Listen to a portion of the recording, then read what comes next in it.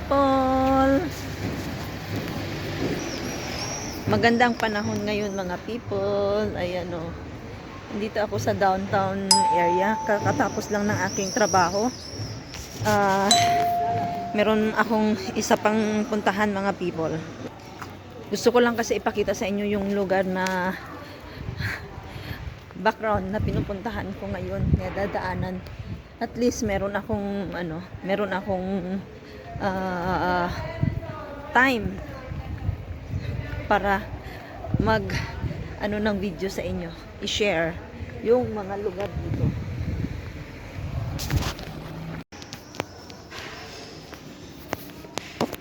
Alam nyo ba, pag ganito kasi dito sa Italy, ito apartment to, makikita nyo bahay yan siya people. Iba kasi yung style dito, puro dikit-dikit. Tapos sa baba mga negosyo. Tapos dito mga negosyo. Yan doon. Hindi muna tayo pupunta dyan mga people kasi hindi yung direction ko. Dito yung direction ko kasi. Ayan. Dito sa city namin mga people, ang mga bahay dito sa downtown area, puro mga antique. Mga antique ang mga bahay dito. Maganda. Pag sa personal na makikita mo, maganda. Tingnan mo dyan mga people, oh. Yan. Yung halos na makikita nyo mga bahay, tapos sa baba mga negosyo. Yan. Dito ako sa side ko, nilalakad ko, full attention ako dito mga people. Kasi nga, lang siya, maiksi lang yung daanan dito. Ayan. Nung bago pa ako dito mga people, nagtaka ako. Kasi nga sa liit ng road, sabi ko parang imposible lang papasok ba yung mga sasakyan. Kaya ito nagulat ako. Ito maganda talaga siya. Kaya ito mga antique to na mga building kung nakikita. Ito simbahan to mga people. Ito kailang inaayos. Ito restaurant to kailang pag Monday kasi close yan dito pag Monday. Yan, kung nakikita nyo, yan yung office yan ng yung malaking building yan, no? Yung mahabang building, office ng mayor. Kaya dito yung nagtambay ng mga tao. And then people, ito yung church nila dito. Antique masyado to mga people. Ipakita ko yung harap sa inyo. Ito yung bar. Tingnan nyo, may nakasulat na bar. Hindi to bar ng ng mga, kung sa atin ba sa Pilipinas, mga prostitute. Hindi. Ano to? Coffee shop. Ayan people, oh. Yan. Antique yan na church. Catholic church to mga people. Alam nyo naman, pag Italy kasi, mostly Catholic yan dito people. Ayan. Ayan. Next time magpasok tayo diyan kasi nga pwede kasi pumasok dito. Ay mag-take ng video, tingin-tingin.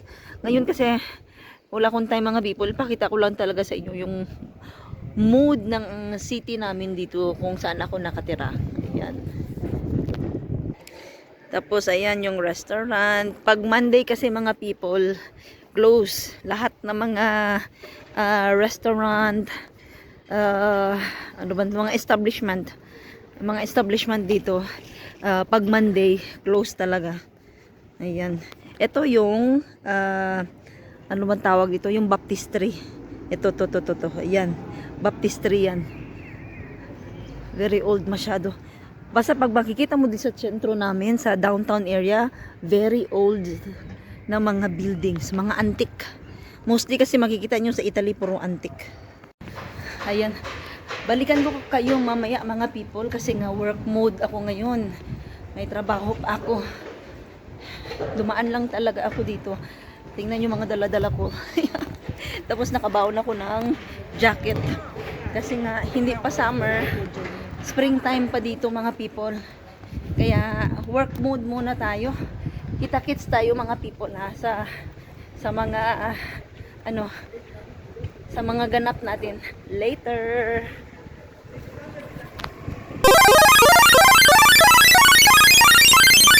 Ayan mga people, andito na ako sa loob ng bahay.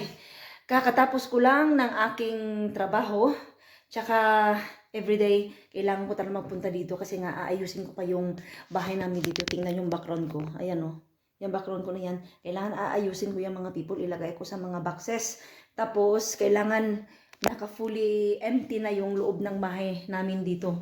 Kasi nga, needed namin na ipa-rent sa sinong gusto mag-rent nitong bahay nito. Kasi nga hindi namin kaya yung dalawang bahay na dalawa yung binabayaran namin. Kaya ito, nakita nyo, na empty na siya. Na-post ko na ito nung last nung nagtatrabaho ako dito gumagawa ako nagtatanggal ako ng mga gamit dito. Kaya ito mga people, work mode na naman uli, pero nasa bahay. Mag-ayos na ako mga people. Aayusin ko talaga lahat ito. Dahan-dahan. Kung napakita sa inyo ang loob nito people kasi nga kung naalala nyo dito ako nagbablog. Ito yung kusina ko, yung table ko, nagbablog ako dyan parate. Sa business ko din, dito ako nagtatrabaho sa aking business. Kumbaga ito yung office ko sa kusina. Tsaka meron akong office din na maliit doon sa kabilang kwarto ko. Yun talaga yung aking office talaga sa aking online business. Hindi lang, may trabaho pa ako sa labas. Sa labas, yung aking, yung trabaho ko na profession ko na esthetician. Meron akong trabaho din sa labas, pero hindi siya full-time. Part-time yung ginawa ko kasi nga may mga maliliit akong mga anak. Tsaka pang morning lang kasi yung pasok nila. Kaya ito ngayon, ang gagawin ko kasi, aayusin ko muna tong bahay dito. Kaya ito, hindi pa tapos. Kung ipakita ko to sa inyo, hindi ko pwede ipakita kasi maano pa siya, magulo. Ayan, nilabas ko lahat ng mga gamit para ipasok ko sa karton. Tapos, alam nyo ba mga people na mabuti na lang yung aking asawa. Chillax, yung aking asawa. Ayoko kasi mabili ng mga karton-karton. Kasi nga, ang karton dito na malalaki para panglagay ng mga gamit, mahal. So magastos pa kami ng karton, edi kukuha na lang ako doon sa may isang shop kasi na tinatapon nila yung mga empty boxes. So pag may time kasi yung asawa ko, pinupuntahan namin. Tapos ilagay namin sa likod ng sasakyan. Tapos hindi kami pwedeng makakuha ng araw, kailangan gabi namin pwedeng kukunin mga gabi after na ma-close yung shop kasi yun ang in-advise sa amin nung nag-request kami sa shop na kung pwedeng hingian namin yung empty na boxes. Pwede kami makakuha ng empty na boxes pero hindi araw, sa gabi namin kukunin yung time ng close ng shop nila. Yun. Doritos. Doritos muna tayo mga people. Upo muna ako kasi nga napapagod ako ng bongga. Pahinga muna. Hindi naman ako super napagod mga people. Kaya lang, gusto ko lang uupo. With Doritos. Productive yung day natin for today. Kaya, Doritos muna tayo mga people. Upo muna ako dito at saka kakain ng Doritos.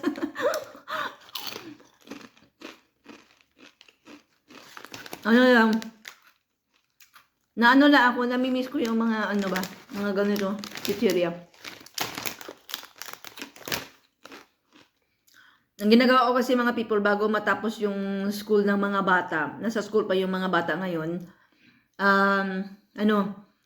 mag-check muna ako ng aking mga client sa online business ko, and then later, after that, in a few minutes lang, then mag-arrange na ako dito. Ganyan ako mga people. Ayoko yung nakaupo lang na walang ginagawa. Gusto ko kasi matapos ba yung lahat ng mga ginagawa ko. Lalo na dito sa bahay namin mga people. Kailangan ko talaga siyang as soon as possible matapos ko before summer. Hapon na. Hatid ko mga bata, mga people sa park. Kasi nga may have the sun. Hatid natin yung mga bata para hindi lang always sa bahay. Katatapos lang din ng homework ng mga bata. Kaya dinala ko sila dito sa lakad kami mga people kasi punta kami ng park. Nagbiyahe pa kami papunta dito sa kabilang city mga people para lang magpunta ng park. Hindi naman malayo. Mga ano lang. Malapit lang yan. Mga suki ng mga bata. Kung saan sila nagpupunta ng mga park. Yan oh, yung park.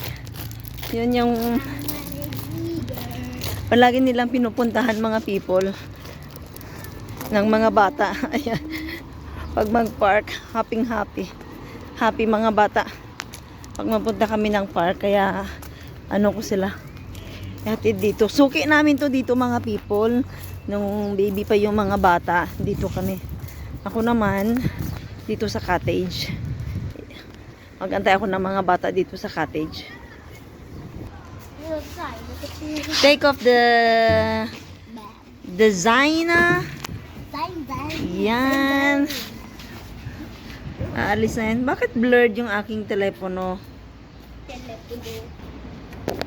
Ayan. Kanina blurred. Ito medyo okay na. Yan. Dito ko minsan nag-shoot man ng mga video. Kung napansin ninyo. Mag-wait tayo sa mga bata, mga people. Andito kami sa park. Dito ako nag-shoot usually sa aking online business. Yan. Usually dito ako nag-shoot. Yan, sa aking business page. Pag kung dito ako, pag after ng homework ng mga bata, nung dito pa kami sa city, kasi nga ito yung original na city namin mga people. Doon kasi sa kabilang city na tinitirhan namin na yung bagong city, wala ganong park kasi doon mga people, kasi nga medyo malayo-layo yung park doon banda. Kaya, na mas comfortable kami dito nang dahil nga madaming mga bata, tapos very well na kami ba, very well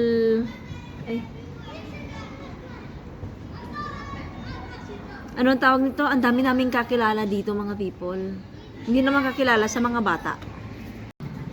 Kaya while waiting sa mga bata, dito ako minsan, wala akong dalang computer ngayon araw. Minsan kasi dito ako gumagawa ng mga gawain sa aking trabaho habang ko yung mga bata, pinalaro dito sa park. Tingnan nyo. Ayan. Pag mag-summer, lalo ng ito nga kasi ngayon, medyo okay pa. Pag mag-start kasi ng July, August, wala ganong mga bata dito sa park. Kasi nga, ang mga bata, andun lahat mga pamilya sa sa dagat. May time kasi na hindi kami pumupunta ng dagat. Kasi nga may trabaho yung asawa ko. Actually, yung trabaho ng asawa ko dito banda, sa ospital. Malapit lang kasi yung bahay namin dito lang din ang compound. Malapit lang masyado. 5 minutes away lang from the house. Kaya dito very convenient kami. Very convenient yung place dahil nga andito lahat yung mga yung mga establishment, tsaka yung mga client ko din kasi client ko na yung sa aking esthetician, andito lang din sa compound at saka malapit din sa akin sa downtown area. Malapit lang yung road pa papunta ng ng downtown area. Kaya medyo ako dito, hindi sa medyo comfortable masyado ako dito sa place kasi nga very convenient sa akin. While sa kabilang city, it takes siya talaga, kailangan mag-travel pa kami papunta dito sa city. Siguro pag matapos namin yung mga anik-anik namin, baka naman babalik na naman kami dito sa bahay namin dito. Pero malaman lang yan. Hindi pa sure kasi. To Jesus for the food of all Lord in the name, Amen. Amen. Thank you, Lord, for the food that us all Lord in Jesus' name, Amen. Very good. Ito yung simple dinner namin mga people. Bye. Okay, bye. Hello. Hello. Kain Kain muna kami mga people.